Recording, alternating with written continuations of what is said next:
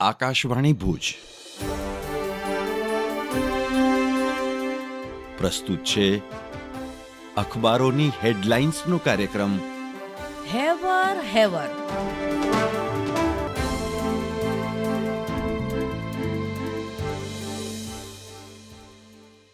નમસ્કાર, હું મનોજ સોની. કચ્છ મિત્રની આજની હેડલાઇનના એક દુઃખદ સમાચાર. ઇસ્માઇલી ખોજાના આધ્યાત્મિક નેતા પ્રિન્સ આગા ખાનનું નિધન. 88 વર્ષે પોર્ટુગલમાં અંતિમ શ્વાસ લીધા. મોદીની અંજલિ.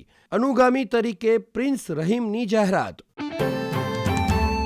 અન્ય એક સમાચારમાં ડોલર સામે રૂપિયો ફરી ગગડ્યો. 39 પૈસા તૂટી અને સર્વકાલીન નીચા સ્તરે. કચ્છ મિત્રના અંદરના પાને સમાચાર છે કે દેશમાં ચેરનું વાવેતર સૌથી વધુ કચ્છમાં. પ્રકાશ ઝાનો રિપોર્ટ જણાવે છે કે મિશન મેનગ્રુવ્સ હેઠળ 2 વર્ષમાં 6000 હેક્ટરમાં વાવેતર નોંધાયું. અન્ય એક સમાચારમાં લાયન્સ હોસ્પિટલમાં 96 દર્દીના આંખના નિઃશુલ્ક ઓપરેશન. 200માં કેમ્પ માટે યુકે વસતા માધાપરના દાતા પરિવારનો મળ્યો સહયોગ.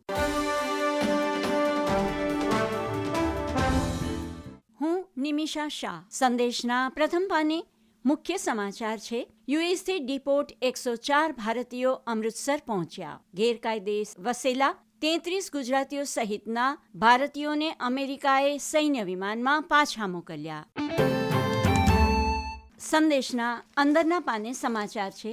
ભુજ શહેરને મહાનગરપાલિકાનો દરજ્જો આપવા મુખ્યમંત્રીને લેખિતમાં રજૂઆત. શહેરની નજીકના ગામડાઓના વિસ્તારોને મહાનગરપાલિકામાં સમાવીને દરજ્જો આપવાની માગણી.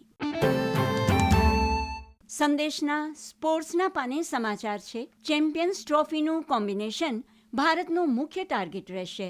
આજે ઇંગ્લેન્ડ સામે પ્રથમ વન ડે. ભારતીય સ્પિનર્સ અને ઇંગ્લેન્ડના પેસ બોલર્સ વચ્ચે રોમાંચક મુકાબલાની સંભાવના. ટોસ મહત્વપૂર્ણ ભૂમિકા ભજવશે.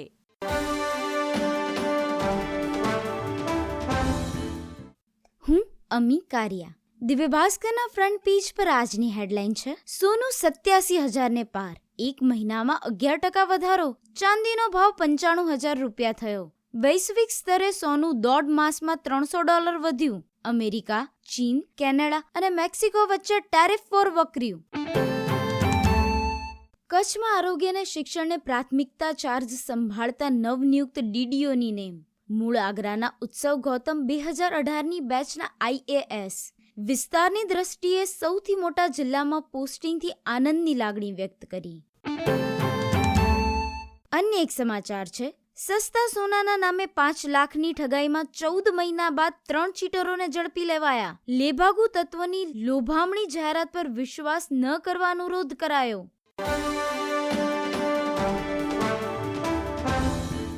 હું દીપા દુબલ.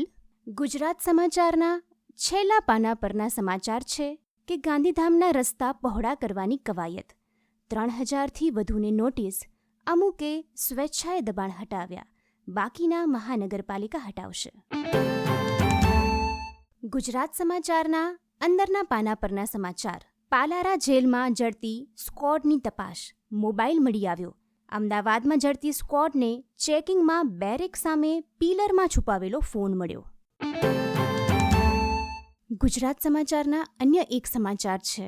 દયાપરમાં કિશોર સાથે સૃષ્ટિ વિરુદ્ધનું કૃત્ય કરનાર હોમગાર્ડ જવાન પકડાયો. હું નીરજ મચ્છર.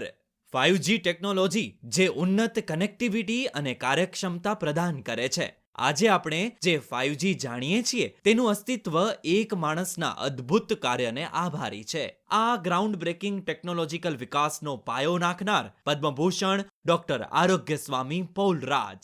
ક્રાંતિકારી શોધક અને પ્રખ્યાત વૈજ્ઞાનિક આરોગ્ય સ્વામી સ્ટેનફોર્ડ યુનિવર્સિટીના ઇલેક્ટ્રિકલ એન્જિનિયરિંગ વિભાગમાં પ્રોફેસર છે.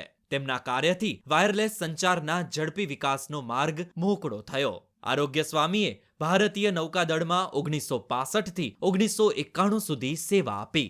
આ સમયગાળા દરમિયાન તેમણે ભારત સરકાર માટે 3 મુખ્ય સંશોધન અને વિકાસ પ્રયોગશાળાઓની સ્થાપના કરી અને APSOH એન્ટી સબમરીન સોનાર સિસ્ટમના વિકાસનું નેતૃત્વ કર્યું. આ યોગદાન માટે તેમને ભારતનો ત્રીજો સર્વોચ્ચ નાગરિક સન્માન પ્રતિષ્ઠિત પદ્મભૂષણ પુરસ્કાર એનાયત કરવામાં આવ્યો. ત્યારબાદ આરોગ્ય સ્વામીએ અમેરિકાની યાત્રા માટે ભારતીય સમુદ્ર છોડી દીધો અને સ્ટેનફોર્ડ યુનિવર્સિટીમાં પોસ્ટ ડોક્ટરલ સંશોધન તરીકે જોડાયા. વાયરલેસ કોમ્યુનિકેશન પ્રત્યે તેમનો આકર્ષણ વધ્યો, જેના કારણે તેમણે multiple input multiple output MIMO wireless ટેકનોલોજીની ક્રાંતિકારી શોધ કરી. દરિયા કિનારા પર પોતાની કારકિર્દીની શરૂઆતથી આરોગ્ય સ્વામીએ હંમેશા ભારતના ટેકનોલોજીકલ ભવિષ્યને સમૃદ્ધ બનાવવામાં મદદ કરી. એમ કહી શકાય કે ડિજિટલ યુગના સૌથી પ્રભાવશાળી શોધક અને શિક્ષણવિદોમાંના એક ડોક્ટર આરોગ્ય સ્વામી પૌલરાજ.